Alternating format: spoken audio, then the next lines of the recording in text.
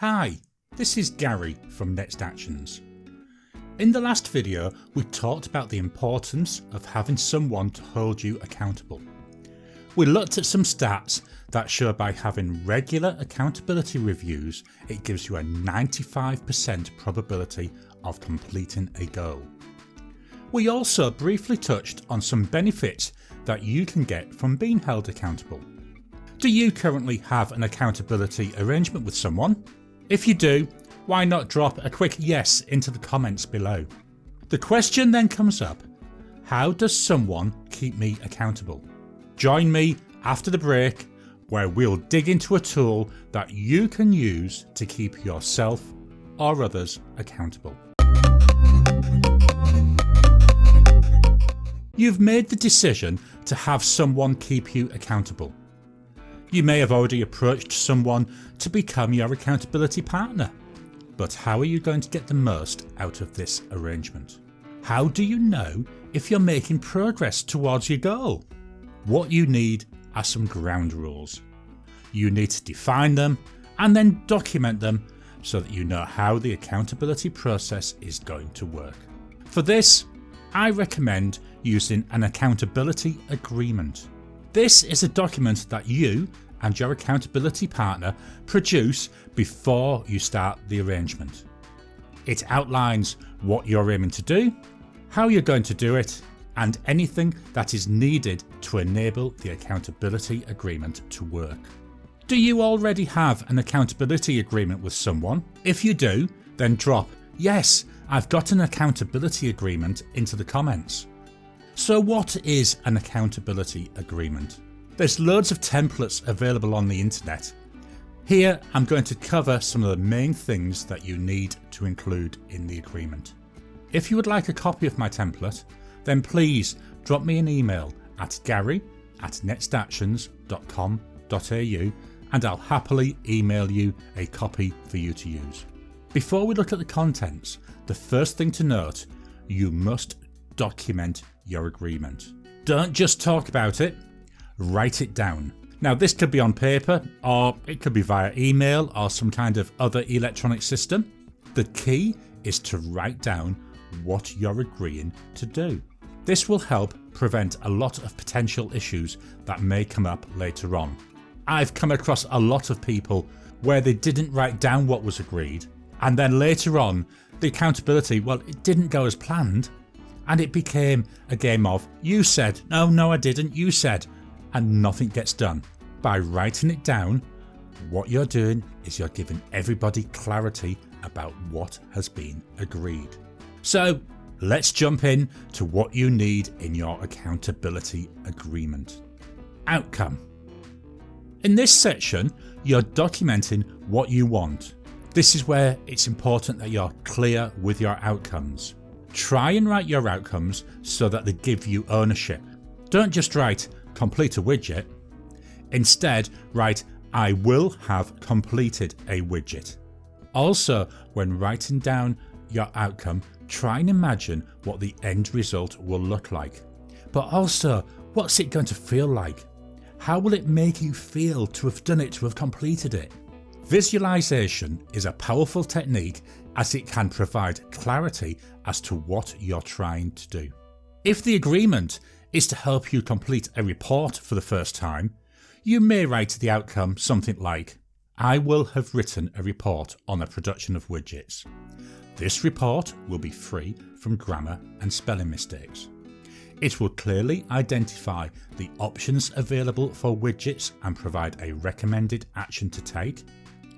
At the end, I will feel I have produced a well-researched report with sound business logic that points to the best option available.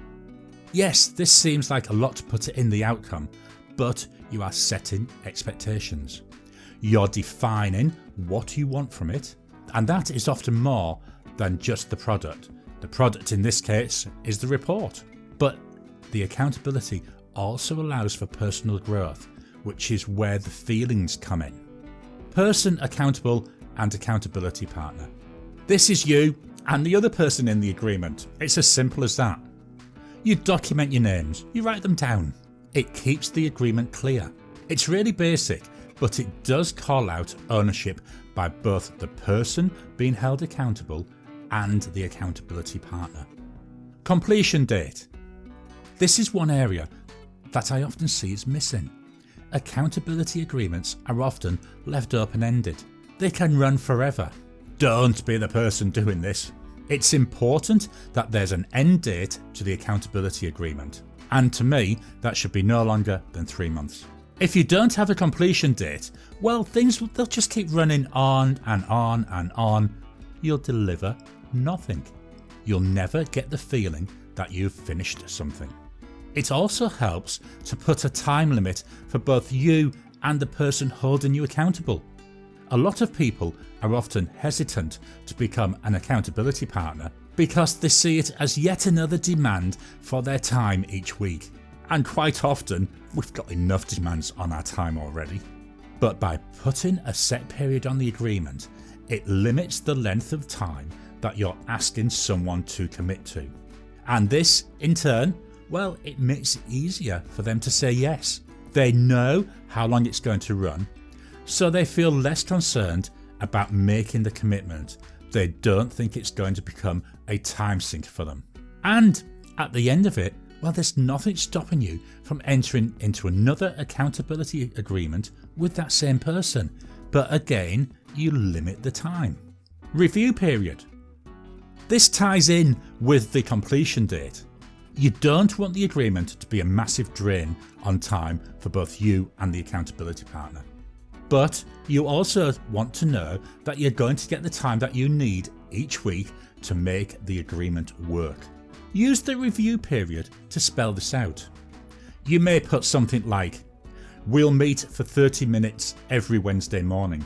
Or, for the first month, we'll meet once a week. After that, we'll meet twice a month. Identify what is practical for both of you, then document it. Can you see a pattern here? Document, document, document. The main thing here, you must keep this time commitment. If you're not meeting regularly, well, the agreement, it's going to fail. Remember the stats from the last video? To get 95% probability of completing the goal, you must have regular accountability sessions. Expectations. Here, you're going to be documenting what each of you are expecting. These are expectations, they're not guarantees. In here, you may put things like, we expect regular access to each other. I'll give you 1 hour per week. I expect all committed actions to be completed. I'll try and read draft materials before each meeting. Commitments. These are things that you're guaranteeing to do. They are explicit promises that you are making to each other. With these, you are committing to actions that must be done. This can include things like, I will book meetings with at least 3 days' notice. I will deliver a draft of any document 2 days before the meeting. I will meet with you for 1 hour every Wednesday morning. Don't commit to something that you cannot deliver. The success or failure of an accountability agreement is often determined by how well you keep your commitments to each other. Skills required. This section, it may not be completed every time. The idea of this is to identify any special skills that are required. You can then both make sure that the other has those skills, because if you don't have the right skills, you're going to fail. Some examples here, well, they include, if you want to be accountable for bookkeeping, then you need your accountability partner to have bookkeeping knowledge. If they don't, well, how can they help you? Or if you're a computer programmer and you want to keep someone accountable for writing their first application, you need to know that the person you're holding accountable has at least basic knowledge of application development. If they don't, then it's likely that anything you tell them is going to go over their heads. They're going to learn nothing. Again, a common failing that I often see in accountability agreements is that there's a mismatch in skills. Without the right skills, that can only lead to failure. Spend a couple of minutes making sure that both people in the agreement have got the right skills. Measures. I love measures. This is how you know how well you're doing. The measure, it doesn't need to be the end product. In project planning terms, we'd actually call this a milestone. They define a set of points where you will have completed certain items of work. Most often, these measures are based on time. They will likely call out specific dates by which certain items will have been completed. If you haven't completed some items by this date, it means you can take a step back and re-evaluate your plan. You can make changes to what you're doing to allow you to come back on target. This, well, it's the real power of the accountability agreement. You're stopping and meeting with someone else so you can identify issues as early as possible. Once you've identified an issue, well, you can fix it. But if you don't identify the issue, you're never going to fix it. And guess what? That leads to failure. In here, you document how you are going to measure the progress of the agreement. Try to be as specific as possible with this, but also, it's key, be realistic. Setting unrealistic measures leads to a loss of confidence and will impact the success of the agreement. So some examples: by the 31st of January, I will have completed the first draft and sent it to you for review.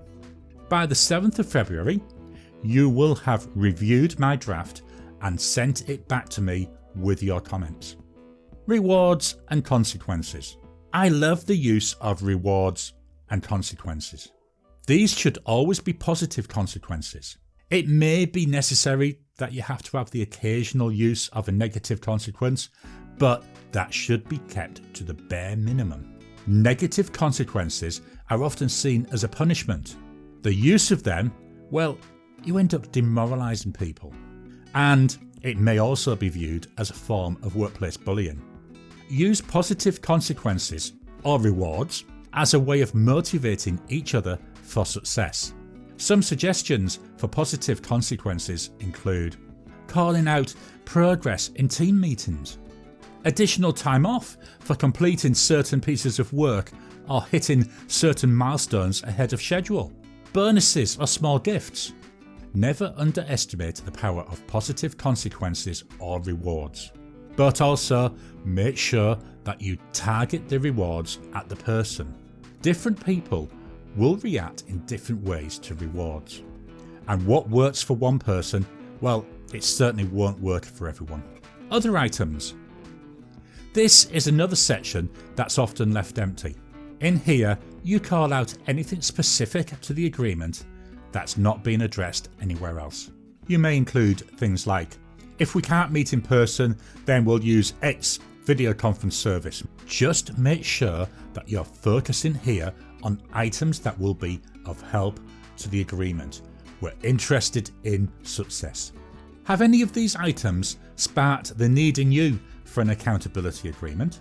Are there any things that you can see yourself adopting and starting to use? If so, why not drop a comment down below and share how you think you can use these? Do you think someone else would find this video useful? If you do, please share the video with them. Don't forget, like the video, give it a thumbs up, and if you haven't already, subscribe to the channel so you can get the latest videos as I release them.